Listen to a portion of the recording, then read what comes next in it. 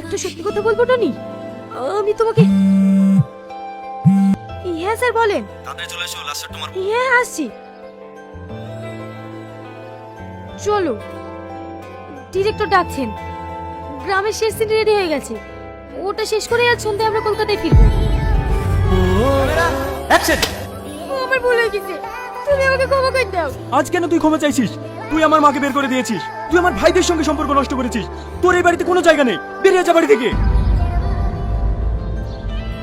Excellent Salma, এবার তুমি ভাবো তোমার স্বামী তোমাকে কতটা ভালোবেসে। মুখে এক্সপ্রেশন দাও। Sad sad.